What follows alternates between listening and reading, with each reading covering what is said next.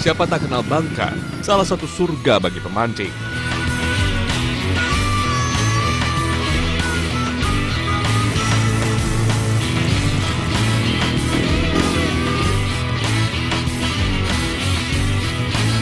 Perairan Payau di Muara Kampak jadi destinasi wild fishing saya kali ini.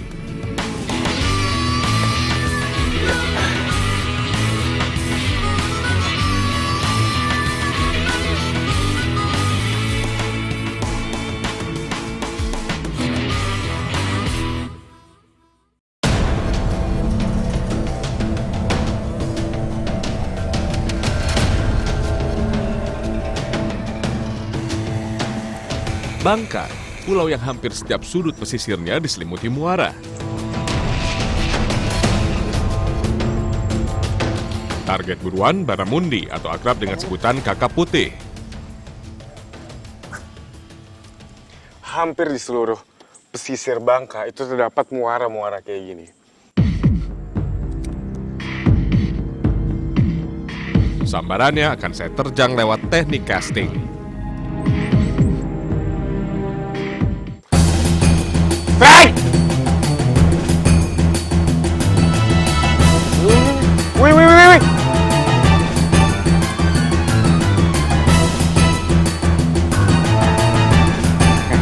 Hey.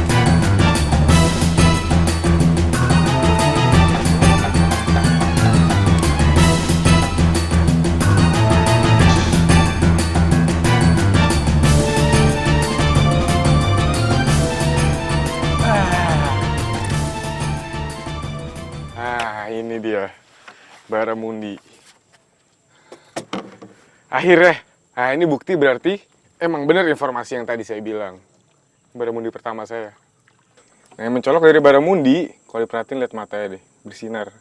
Kayak kucing, makanya di beberapa daerah tuh dia suka dibilangnya ikan mata kucing. Atau suka dipanggil, bukan suka dibilang. Ya. Karena ukurannya masih kecil, jadi sebaiknya saya rilis saya deh. Oke, wild fishing ini baru keren.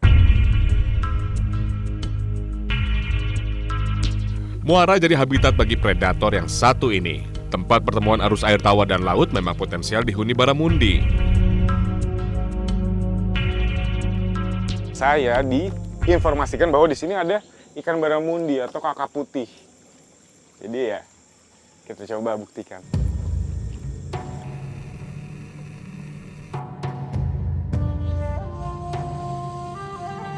Afdolnya, memancing baramundi dilakukan ketika air surut. Namun kita harus rajin melempar umpan, karena biasanya waktu surut air hanya 2 jam.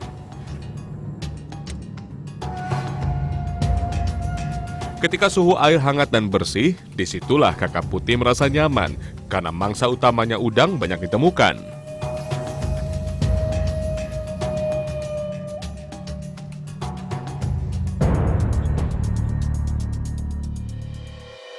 Strike!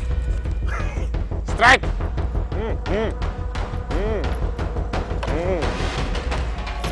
Woi.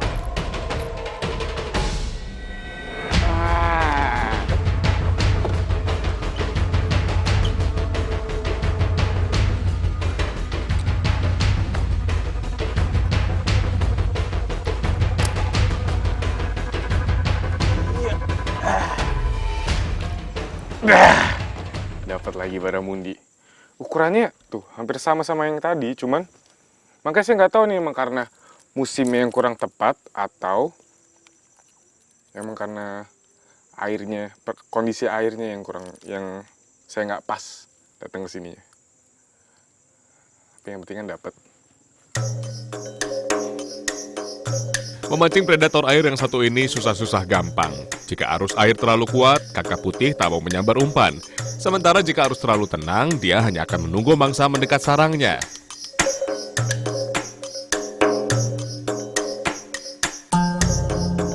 Satu poin plus memancing di Pulau Bangka.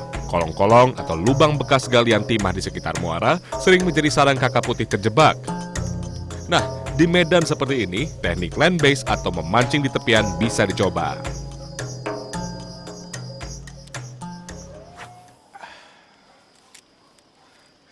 Di kolong seperti ini atau lubang bekas galian, itu biasanya ikan-ikan suka terjebak di sini. Dikarenakan ini kan dekat sama muara. Jadi begitu pasang, ikan-ikan itu suka masuk ke dalam sini, kolong-kolong sini. Cuman begitu surut seperti sekarang, nah ikan-ikannya terjebak di dalam sini. Saya pengen nyoba keberuntungan saya. Siapa tahu saya bisa dapet ikannya.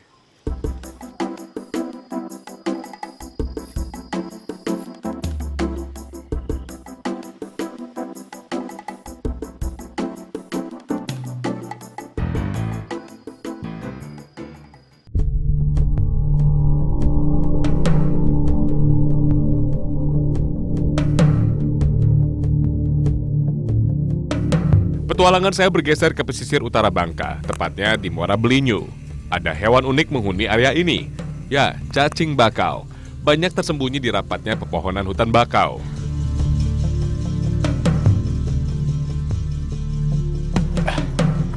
Mencari sumber protein di hutan bakau seperti ini, itu mudah. Ini kita akan mencari cacing temelok. Nah, itu ada di kayu-kayu bakau mati. Nah, kita coba.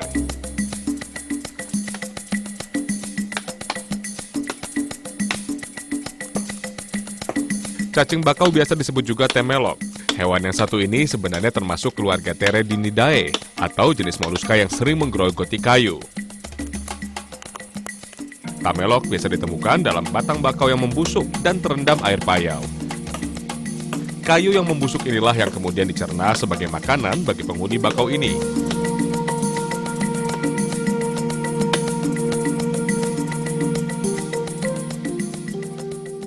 Jadi ciri keberadaan temelok ini nih. Nah, keluar-keluar kaki ya dari bakau mati ini. Begitu nanti kita belah batang bakaunya ini, dia bakal ke expose oksigen atau udara. Nah, itu dia bakal langsung lemah. Kalau bahkan mati ya, Pak ya? Mati. Nah, lemah bahkan mati. Oke, kita coba ya.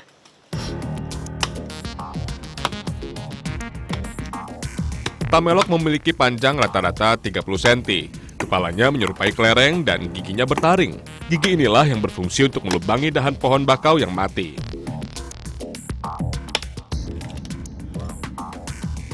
Tamelok merupakan jenis moluska yang memiliki sumber asam amino dan lemak esensial yang tinggi. Hewan ini juga mengandung zat besi, kalsium, zinc, hingga magnesium yang cukup tinggi. Sangat baik untuk meningkatkan daya tahan tubuh, stamina, serta bisa mengatasi sakit usus buntu. Masyarakat Belinyu seringkali mengkonsumsi tamelok mentah tanpa dicuci. Mereka meyakini selain dagingnya, cairan di tubuh tamelok juga banyak nutrisi bermanfaat.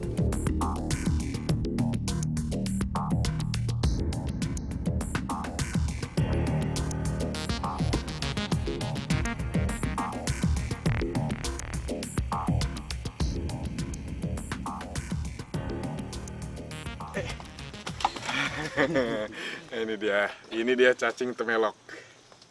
Nih kalau diperhatiin kepalanya, ini keras nih. Tuh. Nah ini tuh dia gunanya buat ngebor kayu, buat bolongin kayu, udah kayak bor lah ini. Terus buntutnya, nah ini indikator kalau misalnya kita ngeliat di kayu ada bolong-bolongnya keluar gini-gini aja nih, ini buntutnya. Nah itu di situ berarti dia hidup. Gitu. Lalu sekarang saya akan mencoba makan. Ya. Ini dilepas dulu ya? Ya, dibuang dulu. Dibuang kakinya, dicabut. Cabut. Udah. Ini makan. Makan. Kita makan ya. Bismillah.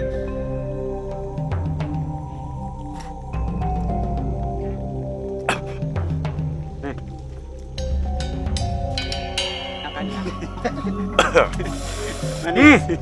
Jadi berlendir. Oh my god. Berlendir. Terus kenyal-kenyal. Persis kayak kita makan kalau sushi itu yang cumi-cumi itu. Atau gurita, inilah persis. Cuma ini lebih fresh. Ya iyalah fresh baru dikeluarin dari kayu. Ada mungkin gak fresh. Ya jadi seperti itulah rasanya. Cacing temilong.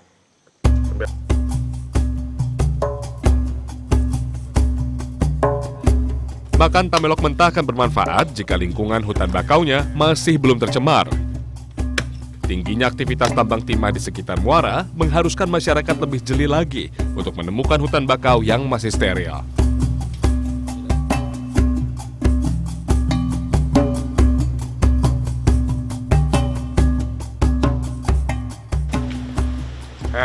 selain bisa dimakan mentah, ini juga bisa diolah. Makanya sekarang kita mau kumpulin terus bawa ke kampung. Oke?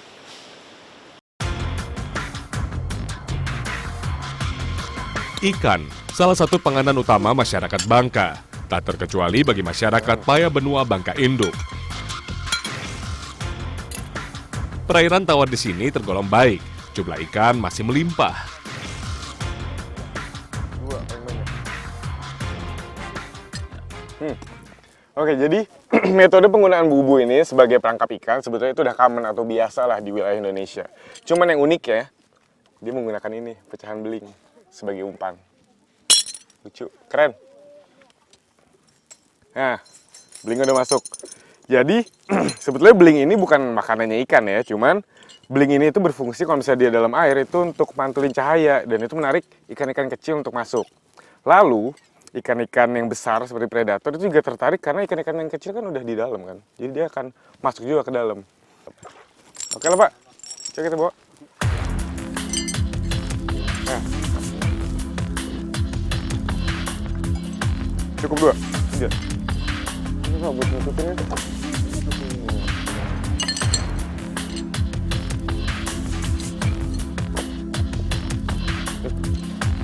Duluan.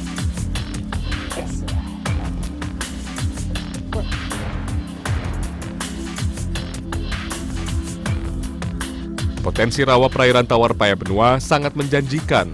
Dihuni ragam ikan seperti predator toman, baung, gabus, dan ikan-ikan kecil lainnya.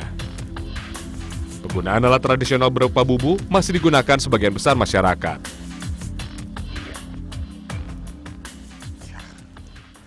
Jadi pemilihan tempat untuk menaruh bubu ini juga nggak sembarangan. Ini harus di tempat yang terbuka agar dia bisa terkena matahari.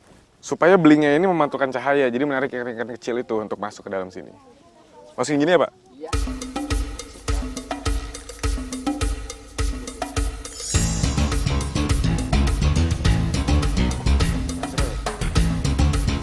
Musim kemarau jadi waktu paling ideal untuk menangkap ikan. Debit air yang menyusut akibat kurangnya curah hujan membuat titik persembunyian ikan semakin terbatas. Oke, jadi ini bubu udah terpasang, lalu akan ditinggal seharian ya Pak ya? Ya, akan ditinggal seharian. Nah, sebelah sana ibu-ibu lagi pada nanggok. Saya pengen coba lihat.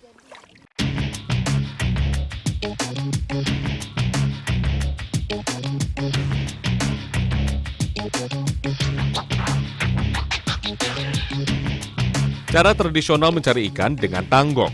Alat serok ini terbuat dari kayu. Secara berkelompok mereka menyisir tepian rawa. Satu orang memegang wadah hasil tangkapan.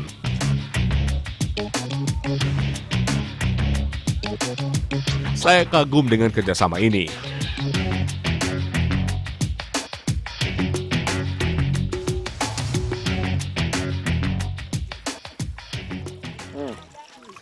Pencarian menggunakan tanggok ini biasanya dilakukan di dekat rumput-rumput seperti ini. Karena biasanya rumput-rumput seperti ini dijadikan tempat persembunyian ikan atau udang-udang kecil. Ini Bu ya? Terlepas. Enggak. Nah, ini dia nih contohnya nih. Udang-udang seperti ini bisa bersembunyi di rumputan ini. Bu, ini Bu, udah Bu. Oke. Ikan yang didapat masih banyak. Ini tandanya perairan tawar di Paya Benua masih oke.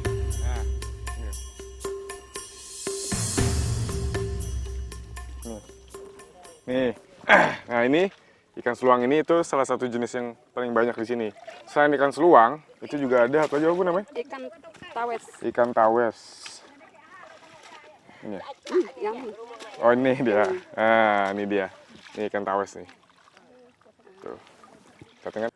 Nih, jadi ikan tawes ini juga biasa dikenal ikan lampam. Nah, ini dari keluarga barb.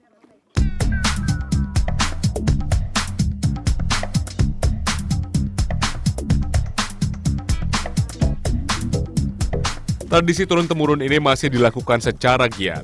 Hasil perangkap bubu pun untuk semua yang terlibat.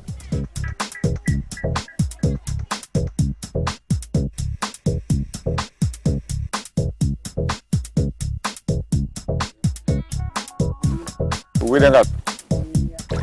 Wih. Wih. Tuh ada ikan gabus dan ada ikan... Wah, ini apa, Pak? Baung sama... Oh, kihung. Nah, kalau ada kihung berarti ini menandakan bahwa airnya ini lingkungannya masih bagus. Ini buktinya ada tuh. Ukuran dan jenis ikan tak pernah jadi masalah. Bagi masyarakat Pay Benua, berapapun hasil tangkapan selalu bisa dijual kembali atau dikonsumsi keluarga.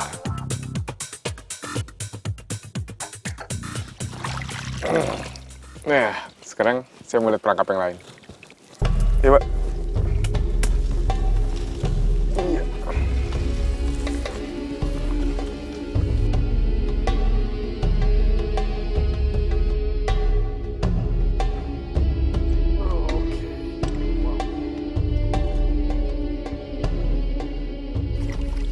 Wah, ada toman. Ini membuktikan berarti hasil tangkapan menggunakan bubu ini itu variatif dan besar-besar ikannya. Beda kalau misalnya kayak tadi yang ibu-ibu tangkap itu kecil.